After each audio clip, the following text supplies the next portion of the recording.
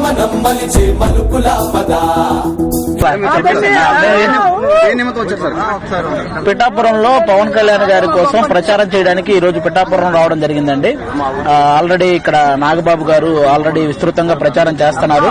ఆయనతో పాటు మేము కూడా ఈ రోజు ఇక్కడ ప్రచారం చేయడం జరుగుతుంది. ఆల్మోస్ట్ మనం ఏ ఇంటికి వెళ్ళినా వాళ్ళు మనం అడగకుండానే వాళ్ళు పవన్ కళ్యాణ్ గారికి ఓటని చెప్పేస్తున్నారు అనమాట. అంత ఇదిగా ఇక్కడ జనాలు ఉన్నారు.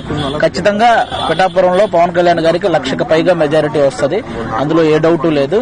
అది June 4th ఆ రిజల్ట్ అందరూ చూడబోతున్నారు.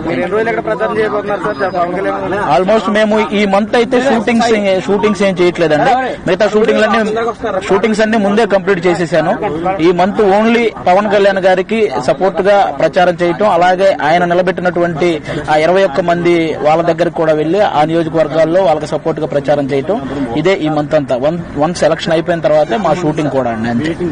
పవన్ కళ్యాణ్ గారు ఎక్కడ సొంత విలేజ్ మలుపుల పద, ధర్మం కోరే సత్యాగ్రహమై పదులుగా పద, సంక్షేమం కూర్చే సేవా గుణమై అదనుగా పద.